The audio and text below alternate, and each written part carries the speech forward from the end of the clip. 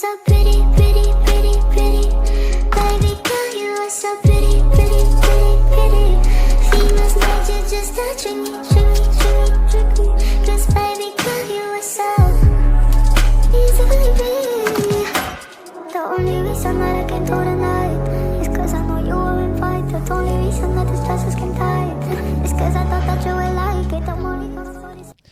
Hi, this is Jessica Javens Talk, a podcast about a life that you truly love. And today we have a special guest, and I'm very honored to have here Dr. Valerie McCray with us today. So thank you so much for coming. It's such an honor to meet you today. Thank you for coming. Oh, thank you for having me. Yes, thank you. And I would love for our audience to be able to get to know you just a little bit before we start our deep dive in our conversation. So share a little bit about your journey, about where you started and where you are today, and a little bit so they can get to know you.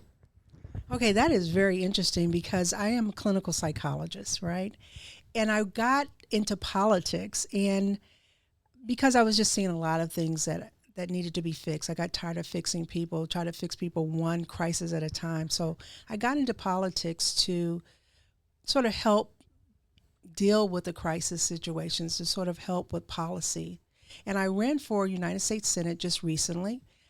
Kamala didn't win, I didn't win. So down the ticket, we didn't do that well in Indiana. We're in so-called a red state, but we're going to overcome that next time. So right now I'm post-election and sort of gearing up for the next stage. And, you know, the next election is not until 4 years from now. So it's a matter of using this time to sort of hone my skills a little bit more before we go back out. And also, you know, get in touch with the audience, get in touch with the people out here. That's wonderful. I was reading a little bit about that, and one thing that did caught my attention is what your major was in, where you did a lot of the mental health. You're a clinical psychologist, and that for me is very important because for a person who wants to be able to live a life that they truly love, they need to have a good mind state, and they need to know themselves, and they need to have the support system and the professional help that they need to get them there. Can you tell us a little bit about maybe an experience or a story about that part of your career, and then how you're bringing this to your new career? You know, why don't I tell you about, that's a good question. I'm going to tell you about one of my first jobs and sort of tell you this transition. I needed a job really bad, you know, right after I got to Indiana, my parents had died, you know, financial stuff happened. And I needed to get a job. And I had a personal trainer at the time. And I told her, I said, Dora, I can't afford you anymore. I need to go get a job. She says, aren't you a psychologist? I said, yes. And she says, I know somebody has a job for you. I called that job, got that job that day, and started the next day. Wow. That job was at the women's prison. And my clients at that point, my patients at that point were what you call long-termers. These are women that have had committed or been involved in very, very serious crimes. So the warden there, or the superintendent there at the time, allowed me to do what I wanted to do with these clients. And we did a lot of really interesting things, namely a tea party, which was really great. But getting to know these women and getting to watch and see where the problems first started. These were phenomenal women. Most of them were just absolutely phenomenal. And if something would have been just a little bit different in their experiences, they would not have been there. And these are women that would be warriors out here, that would be magnificent out here. But things happen. You know, a lot of it was due to sexual abuse, incest, a whole bunch of things that got them off course. And they skipped some stages because of that, because of the trauma. And that's where I met them, is at that stage. And just sort of seeing how we could have prevented some of this. We could, if they would have gotten the help they need early on. So that's what sort of guided me, sort of what are the issues behind the issues? What can we fix? How can we, intersect that, sort of block that or fix it or something so that people aren't going down this spiral until it's something crazy happen, you know. Yes, that's amazing that you got people with perhaps very deep ingrained issues, psychological issues. And do you recall somebody, I don't know how long you were there in that capacity at that point, but do you recall maybe a successful story about somebody who was able to receive the help and the expertise that you had at that time and be able to heal from that? That's an interesting question, because I guess people ask me what was my why for running. And one of my whys is the legal system and the judicial system and the prison system and how that works. And I was at an event, and I was speaking at an event, and a person came up to me and she says, "Oh my God, you're Dr. McCray. I've been campaigning for you." And I didn't realize it was the same Dr. McCray that was our psychologist at the prison. And she was actually in a group of women that were being honored, and they were going to be in a program for politicians coming up. So upcoming politicians. And she did 20 years. She did 20 years in prison, revamped her life. And she's actually helping other women that are getting out of prison, making that transition. So she's done phenomenally. And so that is a story. And she says, and she did say that she cried when I left the prison because we did so much. And so running into your why is very, very interesting. I was like, I ran into my why. I was crying, she was crying, because it just, it meant so much. It came full circle to see someone actually out and doing well and actually giving back to the community. That's amazing. I got goosebumps all over. This is about what it's amazing when you're able to help somebody to completely transform their lives. And look at that. Now she's doing that for others. This is absolutely amazing. Beautiful. And how do you envision now that you ran for senator and now you're planning on doing that again for the next 4 years, get prepared for that. How do you envision yourself using all of this beautiful knowledge that you have and experience into that new capacity? Well, it's funny that you say that, because we're going to start a new podcast, and that podcast will combine the psychology part of me, the psychologist part of me, with the political side of me, and sort of combine those together. And we're going to call it Psycholitics. I love that. So the podcast will be called Psycholitics with Dr. Valerie McCray, or Dr. Val. We haven't figured out that part yet, but it's going to combine those two things. And so it will give people an insight as far as, what is politics all about? How are our minds shaped to vote the way that we vote? How does media influence that? How do we even get along with someone who voted differently from what we would have voted? And sort of how families can still survive, one being on one side super conservative and one being super liberal. How can you survive that and move forward? And how can we move forward as a nation with these two conflicting ideologies right now? So it's going to be an interesting podcast, I think. Oh my goodness, I can't wait. That sounds amazing. Absolutely. Now, if I go back just a little bit before the time that you started to work in the capacity, to think about people who are actually going through maybe some of those traumas right now, I'm thinking about the young people. I'm thinking about the people who are maybe experiencing something right now. What can our audience right now do? Because I feel that there's a lot of people holding back because of many different reasons. Sometimes it's embarrassment. Sometimes it's not knowing what's going on. Sometimes it's the way the school system is set up or everything is set up. So what would you say can be something that can help the adults that are around these children today, especially after pandemic, with them being closed for several years? I have 4 kids, by the way, so it's a challenge. And to come out of that, and how can you see and how can you get the appropriate help so they can grow up with a healthy mindset?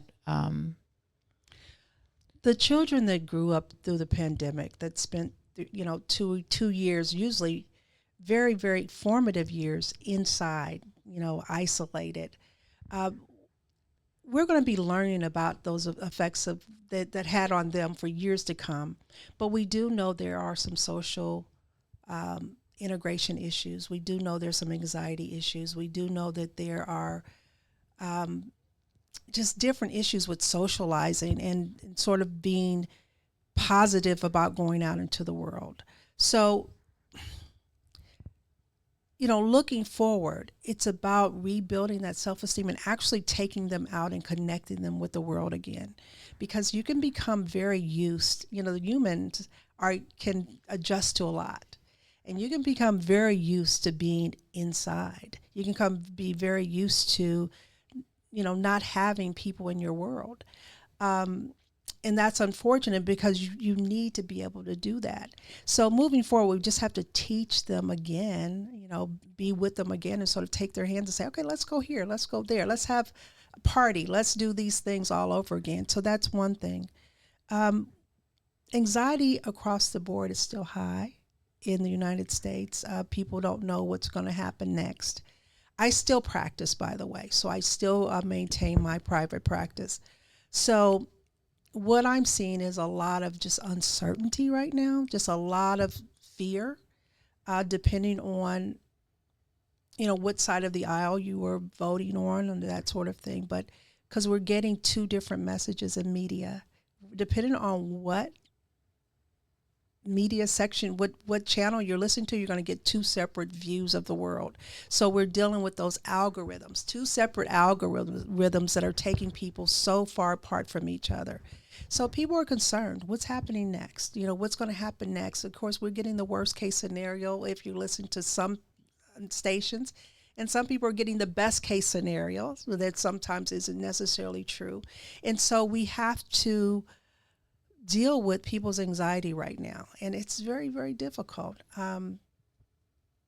Right now, it's just a high anxiety time of their life. So we're dealing with that with my clients left and right. So.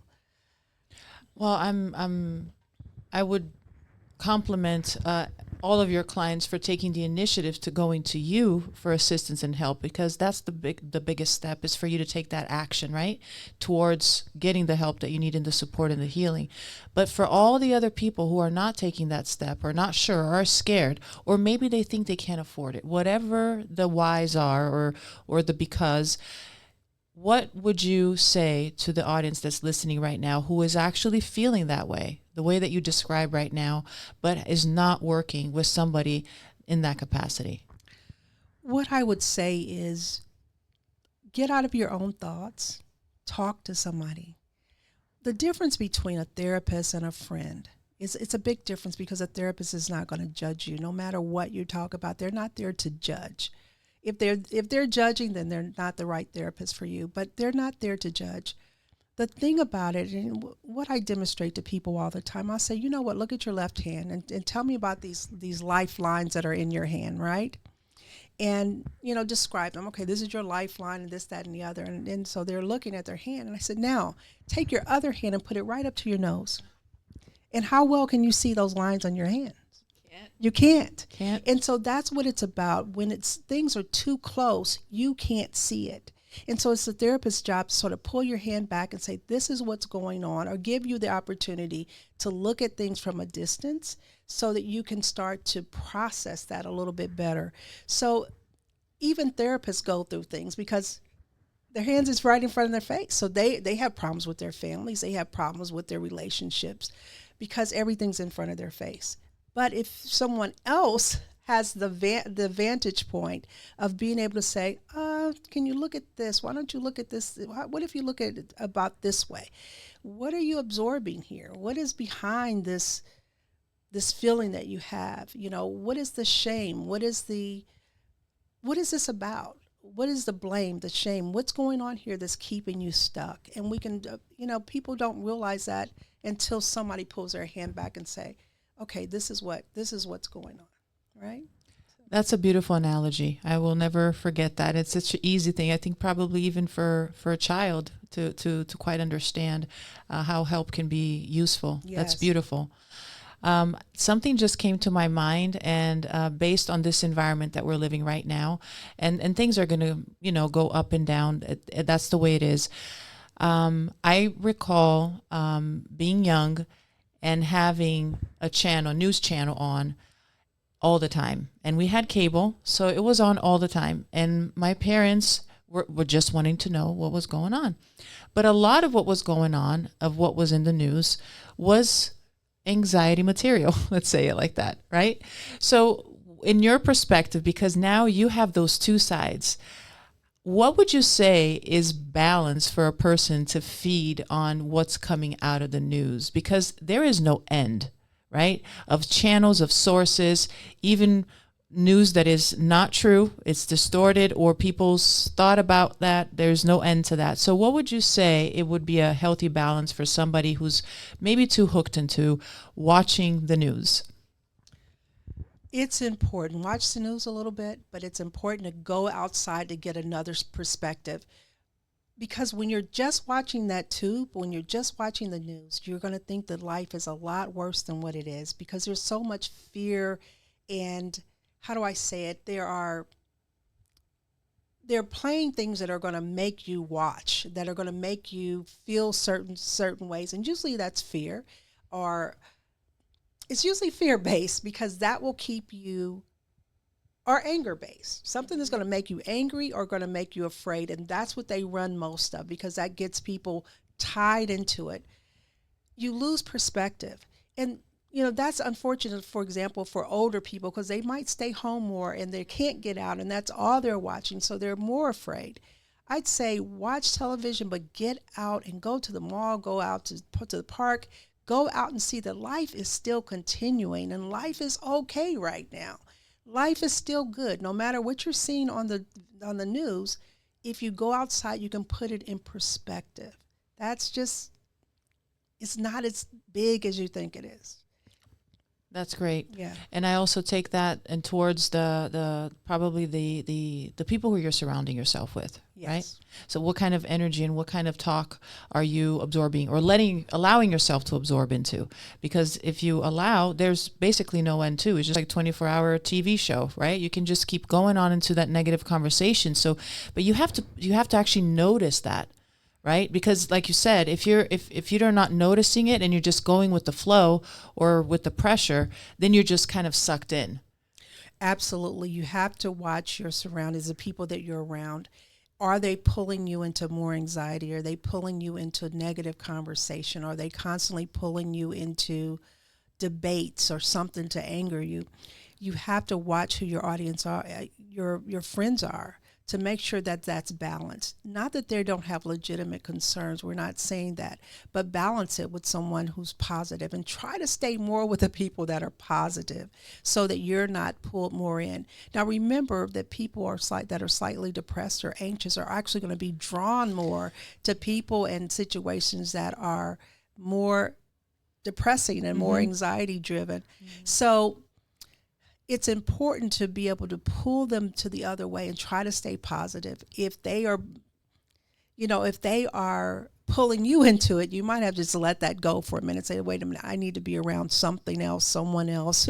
Go to the art museum, something to change your vibe, change your whole emotion about things, because people are contagious. Their emotions can be kind of contagious, and people need to realize that. Be careful, be cognizant of who you're hanging around and how much and what they're saying. I don't care what it is. Some people are just negative, and you have to be aware of that. Yes, absolutely. So for the people who are today watching the show and are listening to this for the first time, what would you want them to have as a takeaway for their life now moving forward in the environment that we're in right now? What is one thing that you would say is crucial, or that you would like them to take? Know that they are enough. They are enough to handle whatever situations is coming their way. Everything's a learning experience. And at the end of this, no matter how bad it might seem, at the end of this, they will be a different person, and hopefully they will be a better person in the process. The things that are going on now gives each and every one of us the opportunity to figure out who we are and what our place is in this world. take that as a learning experience and see who you are and test it and try to be brave no matter what. Try to be brave. That's the main thing. And we all have the ability to be brave. And so that's the main thing. Just be brave. Just be brave and experience and learn from it and enjoy this life. Yes. I love the word brave that you choose. I use it all the time too.